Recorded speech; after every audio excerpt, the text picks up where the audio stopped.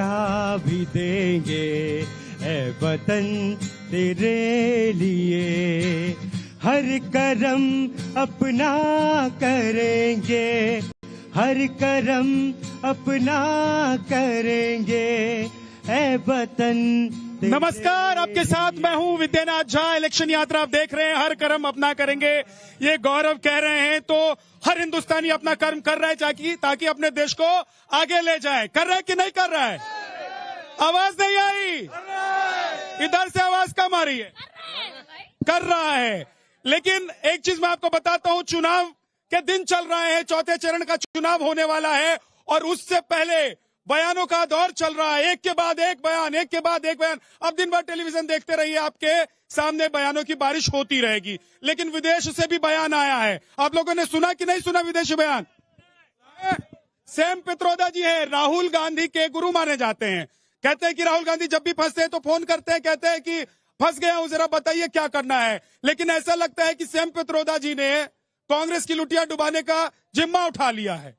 एक बयान से अभी कांग्रेस पीछा छुड़ा ही रही थी कि एक और बयान उन्होंने दे दिया। उन्होंने कह दिया कि भाई साहब, पहले तो उन्होंने आपने देखा कि किस तरीके से परिवार की संपत्ति सरकार ले लेगी वाला बयान दिया, उसमें फंस गए थे। अब सैम पित्रोदा जी का एक और बयान राहुल गांधी और कांग्रेस के लिए मुश्किल बन गया है। जरा एक रिपोर्ट दिखा देता हूं आपको, ताकि आप समझ पाए कि सैम पित्रोदा ने आज क्या कहा है, उस पर कौन कौन से लोगों ने क्या कहा, प्रधानमंत्री ने क्या जवाब दिया है। उसके बाद लौट कर आएंगे। हमारे साथ मेहमान भी हैं, उनसे भी मैं आपको मिलवाऊंगा और यहाँ की जनता से भी बात करवाऊंगा। जरा जोरदार ताली बजाइए एक बार।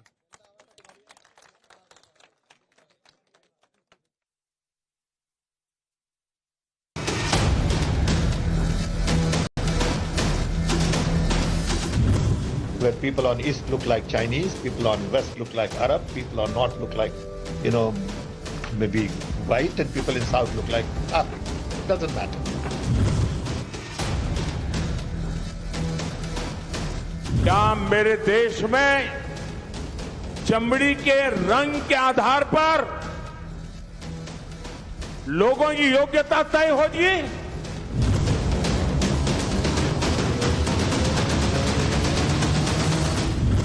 शहजादे, आपको जवाब देना पड़ेगा। चमड़ी के रंग के आधार पर मेरे देशवासियों का अपमान मेरा देश सहन नहीं करेगा।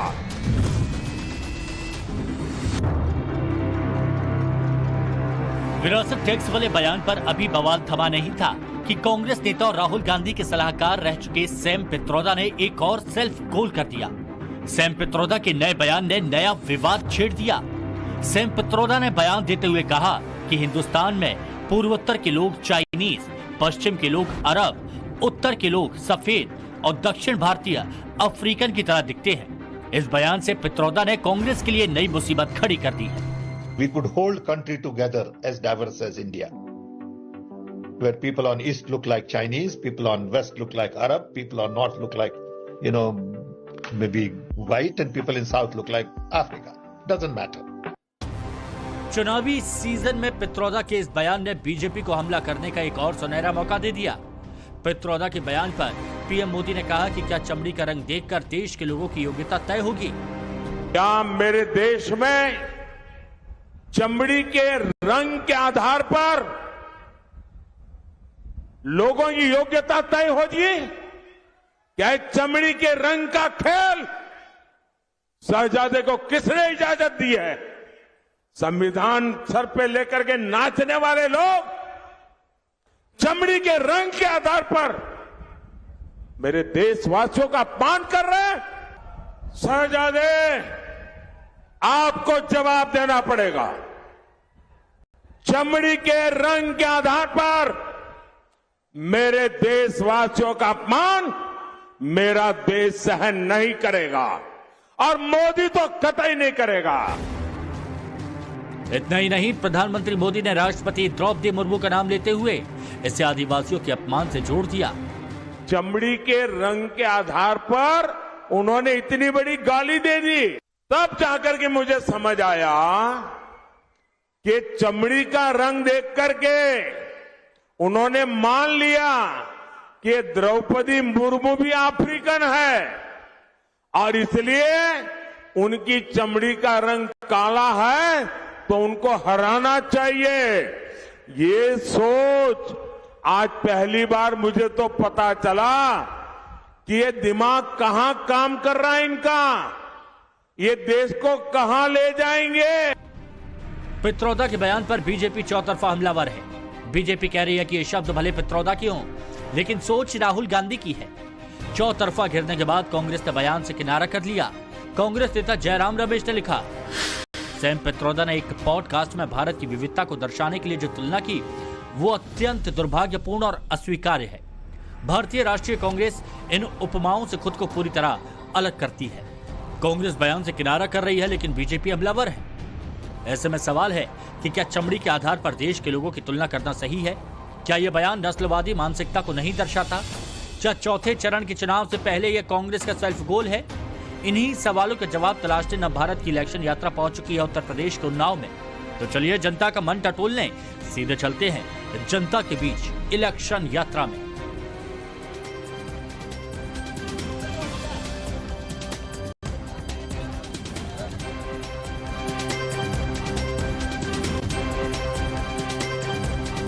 तो हम उन्नाव में हैं और ये वो धरती है जहां पर महाकाव्य रामायण की रचना हुई थी। आप लोगों को पता है, सब यहीं के रहने वाले। अभी बहुत शोर इधर से मचा रहे थे, जल्दी शुरू करो। अरे जल्दी तो शुरू कर दिया है, लेकिन चुनाव लंबा है तो हम क्या करेंगे। चुनाव तो लंबा चलेगा तो थोड़ा धैर्य रखना पड़ेगा।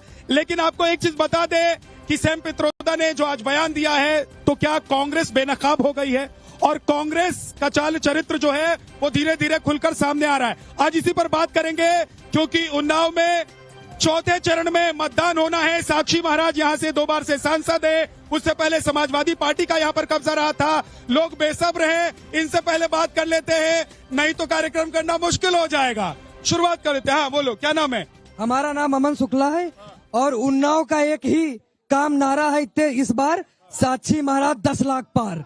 10 लाख पार, 10 लाख पार। और दूसरा ये नारा है, इन लोगों ने जो इंडिया गठबंधन बनाया है उसका एक नारा चल रहा है, आधे जेल पर है, आधे बेल पर है और बाकी जेल में जाने वाले हैं। क्योंकि उन लोगों ने इतना घोटाला देश को लूटने का काम किया है और मोदी जी ने कहा मैं छोड़ूंगा किसी को भी नहीं। छोड़ेंगे नहीं। अच्छा रुक जाइए, इधर से भी बड़ा शोर। क्या वकील साहब है क्या? जी जी। वकील साहब को धूप बहुत लग रही थी, कह रहे धूप बहुत है, जल्दी कीजिए जल्दी कीजिए। आगे बताइए क्या कहना है। हमको कहना यह है कि 10 साल में जो विकास के कार्य हुए हैं, सुशासन आया है पूरी तरीके से, गुंडागर्दी जो खत्म हुई है, उसके समर्थन में जो है पूरी जनता उन्नाव जिले की 10 लाख के आसपास से जो है जिताने का प्रयास। एक चीज बताइए, सैम पित्रोदा जी ने जो आज बयान दिया है, तो आप लोगों को लग रहा है कि इस तरीके से देश को 4 हिस्से में, उत्तर वाले गोरे दिखते हैं, दक्षिण वाले साउथ अफ्रीकी दिखते हैं, पश्चिम वाले दिखते हैं अरबी और पूर्व वाले चाइनीज दिखते हैं। अरे किसी हिंदुस्तानी को अगर कह दिया जाएगा कि तुम चाइनीज लगते हो तो कोई बर्दाश्त करेगा क्या? मुझे बताओ, करेगा? कौन कौन बर्दाश्त करेगा बताओ? कौन कौन तैयार है बर्दाश्त करने के लिए? आप कहाँ के रहने वाले हैं? जी उन्नाव के रहने वाले हैं। ये बताइए, सैम पित्रोदा जी ने जो बयान दिया है कि उत्तर वाले गोरे, दक्षिण वाले काले, पश्चिम वाले अरबी और पूरब वाले जो है चाइनीज दिखते हैं, आप कहाँ के दिखते हैं? हम एक हिंदुस्तान के रहने वाले हैं और ये रंगा बिल्ला आए हैं, जो रंगा बिल्ला जो है ये पूरा देश को बर्बाद कर दिया, पूरा देश बर्बाद किया है। उन्नाव में जो आए ये 10 साल साक्षी महाराज है, लगा के दही चौकी से और जाजमाऊ घर तक केवल वसूली कर रहे हैं। फैक्ट्री एरिया तो हजारों करोड़ रुपया ले रहे हैं और वही लूट रहे हैं। यहाँ कोई काम धंधा। हाँ, यहाँ पे जो वसूली का खेल चल रहा है, स्लाडर हाउसों से वसूली की जा रही है। हिंदू धर्म के नाम के पीछे, श्री राम के नाम के पीछे वसूली कर रहे हैं। स्लाडर हाउस से वसूली हो रही है और इतने स्लाडर हाउस हो गए, इन लोगों ने कहा था जब हम आएंगे तो सबसे पहले उन्नाव के बूचड़ खाने बंद करेंगे, और आज भी उससे 2 गुना तेजी से वो स्लाडर हाउस चल। ठीक है, एक बार रुकिए, 1 सेकेंड। इधर से आवाज आ रही है। हाँ, क्या नाम है आपका? त्रिपाठी। कहिए त्रिपाठी। ये जो पित्रोदा जी ने कहा है तो इन्होंने बहुत गलत ही कहा है, उसकी हम बहुत निंदा करते हैं। इन्होंने नहीं कहा है। आप खुद को कहाँ का मानते हैं? अफ्रीका का मानते हैं, चाइना का मानते हैं? भारत माता की जय। भारत का मानते हैं। तो भाई साहब कहीं का कोई हो, सब भारतीय हैं। इसको अलग अलग नजरिए से देखकर क्या चुनाव से पहले बंटवारे की कोशिश है? जी कहिए। हम यहाँ ये देखते हैं, नेताजी लग रही है मुझे तो। नहीं, नेताजी नहीं है, अब बीजेपी वाला पट्टा ओढ़ के चल रही है। आप बात तो सुनिए। हम यहाँ ज्यादातर ये देखते हैं, आदमी कहता है मंगलसूत्र छीन लिए। अगर मंगलसूत्र छीन लिए तो 3 तलाक जो बंद की गई, इससे कितनी महिलाओं का लाभ हुआ, ये भाई साहब से ही पूछिए। दूसरी बात,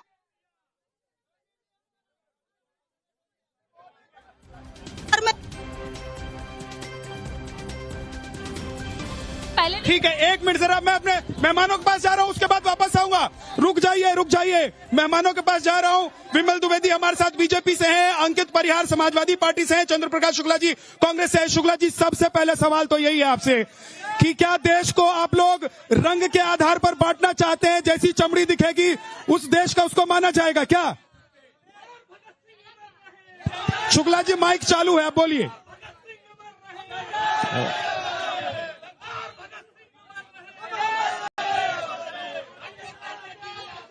अरे रुक जाओ, कांग्रेस को बोलने दो भैया। अरे समाजवादी वाले ही कांग्रेस को नहीं बोलने देंगे क्या? शुक्ला जी बोलिए। हाँ शुक्ला जी बोलिए। अगर थोड़ा सा सुनने का भी मादा हो तो ये हमारे व्यक्तित्व को थोड़ा सा बढ़ा देता है। विचारों में मतभिन्नता हो सकती है, मैं अपनी विचारधारा के और अपने दृष्टिकोण से कुछ कहूंगा, दूसरे हमारे साथी अपनी विचारधारा और अपने। सर मेरे सवाल का जवाब दीजिए। विचारधारा तो सब जानते ही हैं कि कांग्रेस की विचारधारा, बीजेपी की विचारधारा, समाजवादी की विचारधारा। जवाब दीजिए मेरे सवाल का। सर शुक्ला जी बोल नहीं पाएंगे मुझे लग रहा है। कांग्रेस पार्टी इस देश की वह पार्टी है जिसने इस देश की स्वतंत्रता के आंदोलन से लेकर के इस देश को सजाने और संवारने का काम किया है। तो बांटने की बात क्यों कर रहे हैं? बांटने की बात तो सैम पित्रोदा से पूछिए ना कि वो आपके नेता हैं। मैं उसी का जवाब दे रहा हूं। बोलिए। सुनिए, सैम पित्रोदा जी ने क्या कहा है, क्यों कहा है, किस तरह से कहा है, ये इनका व्यक्तिगत विचार हो सकता है। व्यक्तिगत विचार है तो पार्टी से हटा दीजिए। अरे ऐसे नेताओं को पाल कर क्यों बैठे हुए हैं भाई साहब? मैं ऐसा नेता जो हर वक्त, हर 4 दिन के बाद एक बयान देकर पार्टी को फंसा देता है और आप लोग कह देते हैं पर हटा दीजिए। मैं कहता हूँ, चलिए मैं एक चीज कह रहा हूँ, शुक्ला आपसे मैं एक चीज कह रहा हूँ, बड़ी शालीनता और विनम्रता। बोलिए। लेकिन मैं सवाल पूछ रहा हूँ, मैं आपके ही सवाल। आप लोगों के नेता हैं, आप अपनी तरफ से मांग कीजिए कांग्रेस पार्टी से कि सैम पित्रोदा को पार्टी से हटा दिया जाए, कांग्रेस की सदस्यता खत्म कर दी जाए। आप सुनना चाहेंगे? हाँ बोलिए। तो मैं बताऊं, सैम पित्रोदा जी कांग्रेस के किस पद पर हैं? हाँ किसी पद पर हैं? हाँ ओवरसीज के अध्यक्ष हैं, कांग्रेस पार्टी के ओवरसीज के अध्यक्ष हैं। कांग्रेस के नेता को नहीं पता है। पार्टी बताइए। आपके संज्ञान में डाल दूं, वो पार्टी का पद नहीं है सर। कांग्रेस शब्द बहुत जगहों पे लगा है। ओवरसीज कांग्रेस की जो आपने बात करी है, कांग्रेस अमेरिका की संसद को भी कांग्रेस कहते हैं। इस तरह से एक क्लब बना हुआ है जिसके वो राष्ट्रीय अध्यक्ष हो क्या बने होंगे, क्या बने होंगे? अब बयान दिया तो क्या बने होंगे? एक सेकंड रुकिए। बयान दिया तो क्या बने होंगे? और दूसरी राहुल गांधी जब ज्ञान लेते हैं तो क्या बने होंगे? दूसरी बात, तब क्या बने होंगे? मुझे जवाब दीजिए। यदि आप लोग जानबूझकर सैम पित्रोदा के बयान को इस चुनाव में लोगों के सामने रखकर फायदा उठाना चाहते हैं और आप बताना चाहते हैं कि कांग्रेस देश को बांटने वाली पार्टी है? क्या दृष्टिकोण है? रुक जाइए, अब शुक्ला जी रुकिए, द्विवेदी जी का नंबर आ गया है। बात है, देखिए, कांग्रेस आजादी के समय से ही देश के बांटने का काम लगातार करती आ रही है। जिस तरह से कांग्रेस के नेताओं ने देश को बांटने का कार्य किया है और आज तो ये बहुत ही दुर्भाग्यपूर्ण है, हम सबके लिए अपमानजनक है कि देश की राष्ट्रपति मुर्मू जी। तो क्या चुनाव में इसका फायदा आप लोग उठाना चाहते हैं? इसका जवाब दीजिए। पूरे समाज को बीजेपी इसका फायदा चुनाव में उठाना चाहती है, वो कह रहे हमारे नेता ही नहीं जानते ही नहीं। बीजेपी चुनावी फायदा नहीं उठाती। बीजेपी किसी भी समाज के नीचे स्तर तक के व्यक्ति का अपमान नहीं सहन करती। हम भारतवासी हैं, सर्व समाज को लेकर चलने वाले हैं, सबका साथ, सबका विकास, सबका प्रयास लेकर चलने वाले हैं। धर्म, जाति और समाज के रंग रूप को लेकर नहीं चलने वाले हैं। ऐसे लोग, इनके बड़े पहले के भी नेता स्वतंत्रता के बाद भी लगातार ये लोग देश बांटने का काम किया। अंकित भाई एक सेकंड, समाजवादी पार्टी के नेता अंकित परियार हमारे साथ है। अंकित भाई, मैं एक चीज समझना चाहता हूं आपसे कि ये बताइए, जिस पार्टी के लोग ही कह रहे हैं कि वो हमारे नेता नहीं, उनसे कन्नी काट रहे हैं, ऐसी पार्टी के साथ आप लोग गठबंधन बनाकर उत्तर प्रदेश में चुनाव लड़ रहे हैं और उन्नाव में आप लोग सोच रहे हैं कि साक्षी महाराज को हरा देंगे। 14 से जो हवा चली, ऐसा लग रहा है कि हवा रुकेगी नहीं। देखो, पहली बात तो जो आपने बात जहां से खत्म की वहीं से शुरू करूंगा। साक्षी महाराज को हरा नहीं देंगे, साक्षी महाराज को इतनी बुरी तरह से हरा देंगे कि आने वाले समय में हिंदुस्तान के अंदर जो मतों का रिकॉर्ड कायम होगा वो साक्षी महाराज के हारने का रिकॉर्ड कायम होगा, पहली बात। और दूसरी बात, क्या तमाशा बना रखा आप लोगों ने, क्या तमाशा। किसी अरे गहरे का कोई बयान ले आते हो, दिखाते हो टीवी पे और कहते हो कि ये नहीं वो नहीं। इसी देश ने वो गाना सुना है, क्या सिख क्या कोई जात मरा था, वो लता मंगेशकर ने जब गाना गाया था, वो लता मंगेशकर ने जब गाना गाया था पूरी देश की आंखों में आंसू आ गए थे। क्या बात करते हो आप। मैं कहता हूं कि अगर उन्होंने कहा इस बात को भी कि ये देश एक होकर रहता है तो इस पर आपको आपत्ति क्या है। कहा मैं तो वही कह रहा हूं, मैं तो सवाल पूछ रहा हूं। रुकिए अंकित भाई, रुकिए। और दूसरी बात, जनता के पास जाना होगा, क्योंकि आप लोग बयानों का बरगला देंगे, लेकिन जनता सब जानती है, समझती है। उन्नाव आए हो, हाँ, एक मिनट रुक जाओ, अब जरा सुनिए। अंकित जी रुक जाइए, अंकित जी रुकिए। अब जनता के पास, सर आपने अपनी बात कह ली, अब जनता के पास 1 मिनट रुकिए, एक एक करके कांग्रेस जब जब चुनाव आता है अपने उल्टे सीधे बयानों में फंसती है। कांग्रेस इस बारी तो शायद 1 आध सीट ले भी आए, अगली बार कांग्रेस का खाता तक नहीं खुलेगा। कांग्रेस अगली बार पूर्ण रूप से साफ हो जाएगी। अगली बार ने भैया, इस बार कितनी आएगी ये बताओ। इस बार तो सुपड़ा साहब, इस बार तो सुपड़ा साहब। यूपी में सुपड़ा साहब है, यूपी में सुपड़ा साहब। 400 के ऊपर, 400 के ऊपर कैसे हो जाएगा। वो कह रहे हैं समाजवादी पार्टी के नेता की साक्षी महाराज हार रहे हैं। उनके कहने से क्या होता है। जो बीजेपी ने काम किया है, जो मोदी योगी ने काम किया है हमारे सनातन धर्म के प्रति, सारे तीर्थों का सुंदरीकरण, दिव्यता भव्यता आज दिन तक कोई सरकार नहीं कर पाई। गंगा के तटों का सुंदरीकरण कोई नहीं करा पाया। जो काम बीजेपी ने किया है भूतों न भविष्य। ठीक है, एक सेकंड रुकिए, इधर कुछ महिलाएं हैं। हाँ, मैं सबके पास आऊंगा, आराम से, धैर्य। पहले सबसे बड़ी बात, ये जो बयान है ये एक तरीके की एक माँ पे गाली है।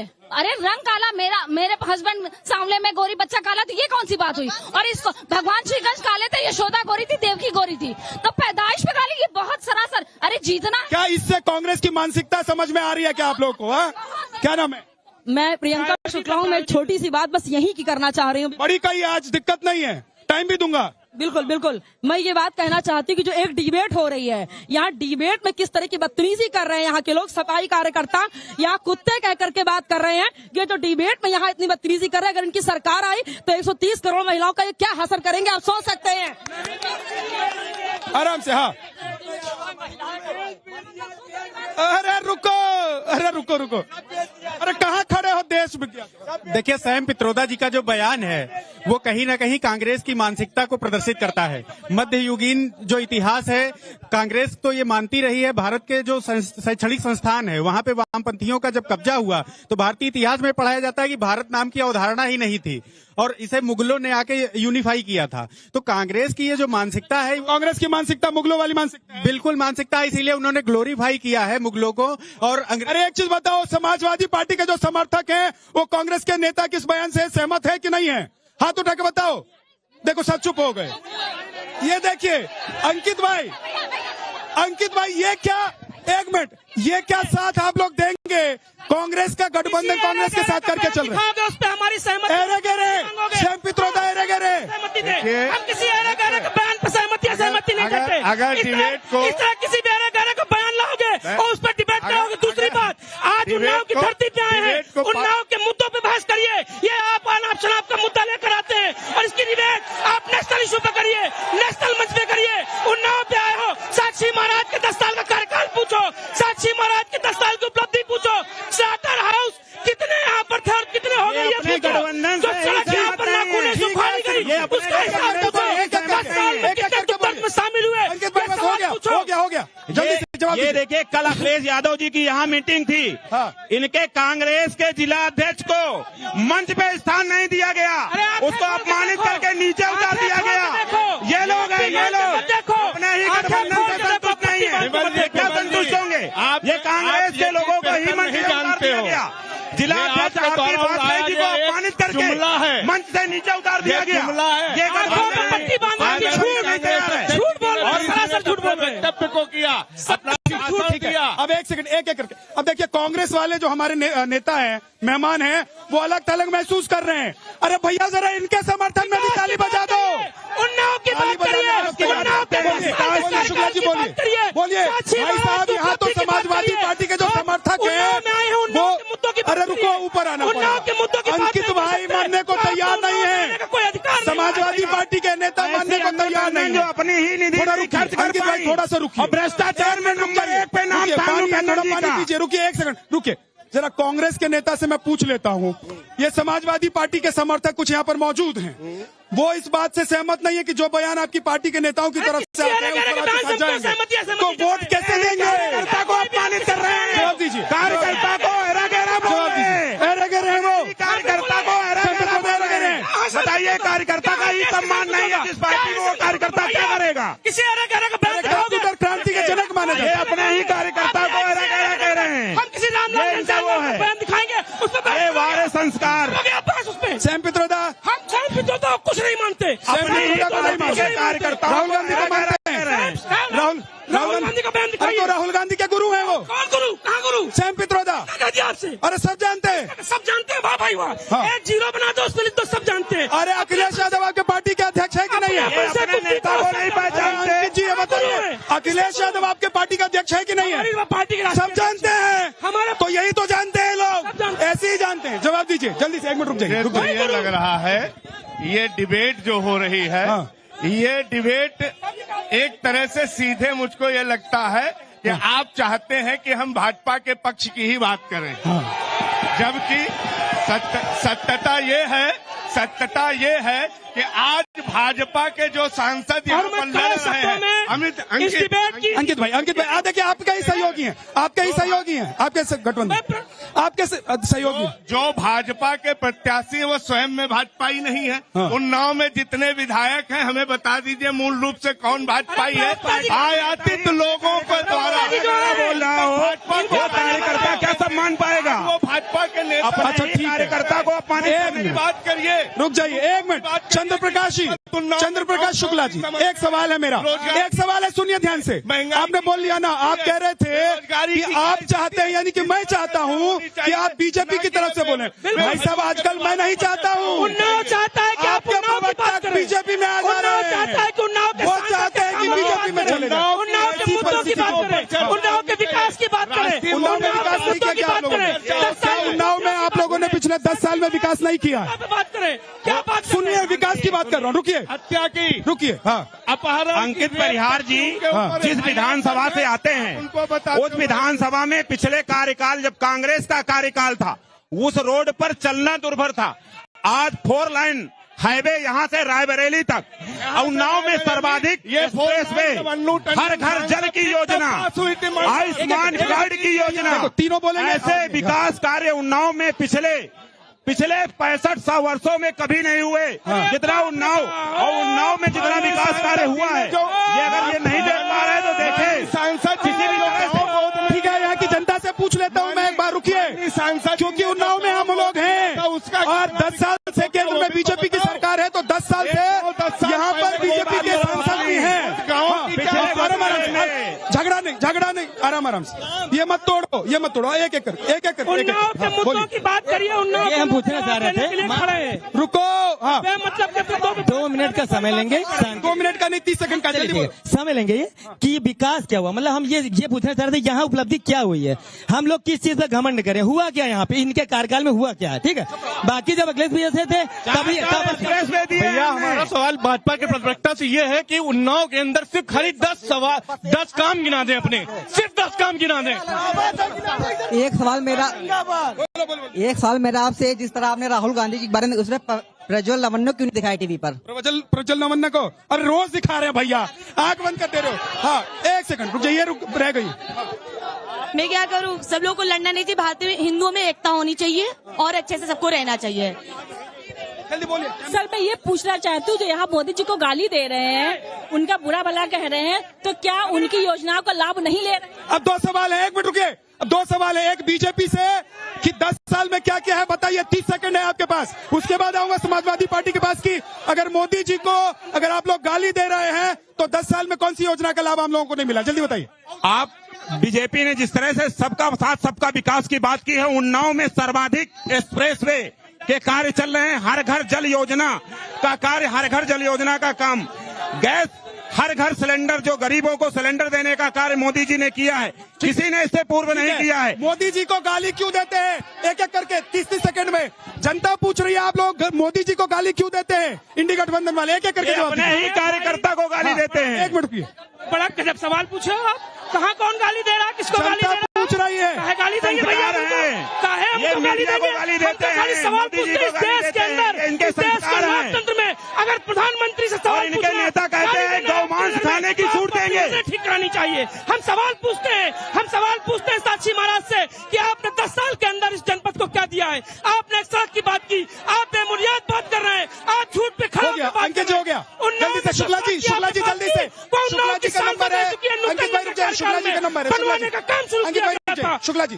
जल्दी से, मोदी जी को गाली देने से क्या मिलने वाला है आप लोगों को? देखिए मोदी जी को कोई गाली नहीं देता, जो गाली देता है उनकी जुबा पे गाली, अपनी जुबा पे प्यार। चलिए बहुत बहुत शुक्रिया, बहुत बहुत शुक्रिया। आज उन्नाव से इतना ही, कल फतेहपुर में आपसे मुलाकात होगी और कल वहां से इलेक्शन यात्रा आपको दिखाएंगे, लेकिन चलते चलते वक्त हो गया है ग्रीन लैंप कुछ मेरा कुछ तुम्हारा का।